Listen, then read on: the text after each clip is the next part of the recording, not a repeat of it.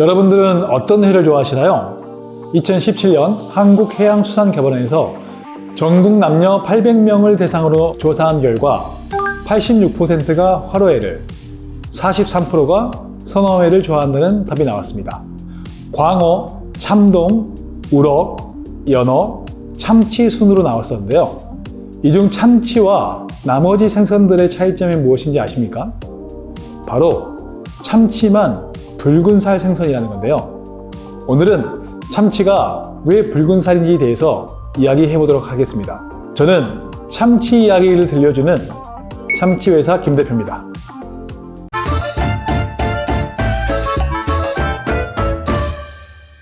참치는 대표적인 회유성 어종 중 하나입니다. 회유성 어종은 산란, 번식, 먹이, 수온 등 여러 이유로 수천 킬로미터를 이동하는 어종을 뜻하는데요. 참치는 대양을 이동할 정도로 먼 거리를 이동하는 회유성 어종입니다. 저희 구독자 여러분이라면 참치가 헤엄을 치지 못하면 죽는다는 것 정도는 다 이미 알고 계실 거라고 생각합니다. 심지어 자면서까지도 헤엄을 치는 참치는 태어나서 죽을 때까지 계속 헤엄을 치는 운명을 타고났죠. 이렇게 끊임없이 헤엄치는 참치는 운동량이 많아 몸속에 도는 혈류량이 높아지는데요. 혈류량이 높아질수록 몸속에는 미오글로빈이라는 단백질이 많아지게 됩니다. 그리고 이 부분에서 흰살 생선류가 차이가 생깁니다. 미오글로빈은 근육에서 산소를 전달하는 역할을 하는 단백질입니다. 사람부터 어류까지 근육은 빨간색의 적색근과 하얀색의 백색근으로 분류할 수 있는데요. 적색근은 운동을 얼마나 유지할 수 있는지를, 백색근은 짧은 시간에 얼마나 폭발적인 힘을 낼 수 있는지를 담당합니다. 그래서 달리기 선수 중에서도 단거리 선수는 백색근, 장거리 선수는 적색근이 더 많습니다. 이는 생선에게도 마찬가지로 대표적인 흰살 생선인 광어나 우럭은 주로 바닥에서 지내며 이동량이 많지 않고 먹이를 먹을 때만 순간적으로 힘을 쏟는 생선이지만, 붉은 살 생선인 참치나 고등어는 멈추지 않고 끊임없이 움직이는 생선입니다. 미오글로빈에 대해서 조금 더 이야기를 해볼까요? 앞서 말했듯이 미오글로빈은 근육에 산소를 전달하는 단백질로 혈액 속 헤모글로빈으로부터 산소를 받아 근육에 산소를 저장하는 역할을 합니다. 그래서 붉은 살 생선은 많은 산소와 미오글로빈을 가지고 있다는 뜻과 같습니다.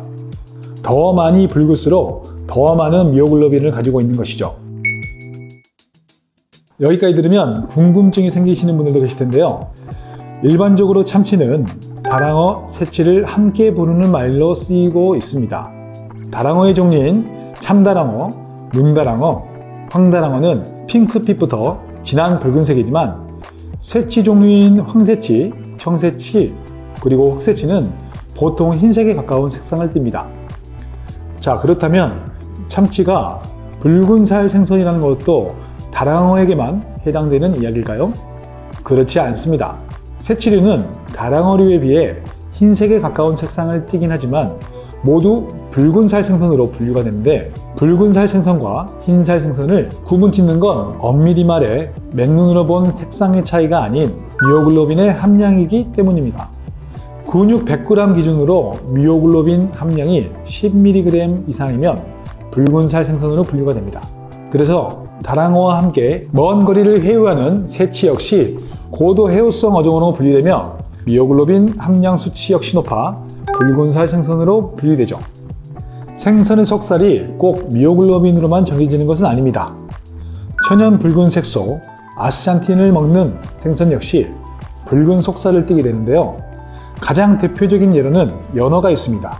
연어는 흰살 생선으로 분류되지만 연어의 주식인 새우에 아스타잔틴이 많이 포함되어 있어 이를 먹고 자란 연어 역시 붉은색의 속살을 띠게 됩니다. 참치의 종류인 황새치도 비슷한 경우인데요. 황새치는 보통 흰색의 속살이지만 가끔 홍매가라고 불리는 붉은 황새치가 있기도 합니다.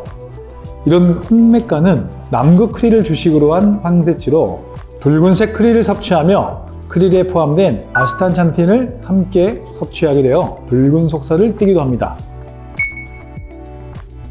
붉은 살 생선과 흰살 생선은 단순히 색상에서만 차이를 보이는 것이 아닙니다. 맛과 성분에서도 차이를 가지고 있는데요.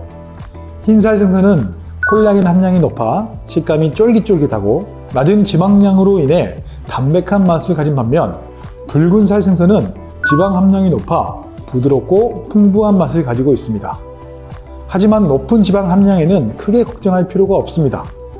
육류의 포화 지방과는 달리 대부분이 불포화 지방으로 콜레스테롤 수치를 떨어뜨리고 혈액순환을 돕는 역할을 하기 때문입니다. 또 붉은살 생선은 EPA와 DHA 함량이 높은데요. 흰살 생선과 비교해 5에서 7배 가량 많이 가지고 있어 저밀도지 단백과 중성지방의 수치를 낮추고 두뇌 활성에 도움을 줄 수 있습니다. 게다가 혈압, 혈중 콜레스테롤을 낮추는 데 도움이 되는 타우린 함량까지 높다고 하니 미각적으로도 건강상으로도 정말 참치를 먹지 않을 이유가 없습니다. 앞서 한국해양수산개발원에서 발표한 결과 우리나라 사람들은 화로회와 흰살 생선을 더 선호한다는 걸 기억하고 계시죠?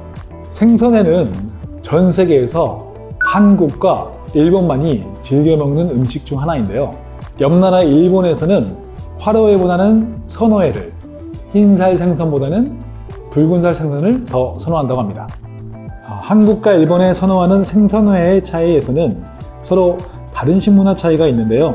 우리나라 사람들은 회의 쫀득한 식감을, 일본 사람들은 회의 단맛과 감칠맛을 더 중요시하기 때문입니다. 그래서 우리나라 사람들은 팔팔하게 살아있는 생선을 바로잡아 회로 먹는 걸 좋아합니다. 화로회의 특징인 탄성 있는 식감에 더 쫄깃한 씹는 맛을 느낄 수 있거든요. 반면에 일본은 식감은 화로회에 비해 모르지만 숙성되어 회의 단맛과 감칠맛이 진하게 올라오는 선어회를 선호합니다. 그러다 보니 자연스레 일본에서는 선어회이자 붉은살 생선인 참치에 대한 선호도가 높습니다. 일본이 좋아하는 생선회의 특징을 다 갖추고 있거든요. 먹음직스러운 참치는 왜 빨간색인지 오늘 한번 이야기를 해봤는데요. 모르고 먹어도 맛있지만 참치가 왜 빨간지, 몸에는 어떻게 좋은지 알고 먹으니까 참치를 좀 더 맛있게 먹을 수 있을 것 같습니다.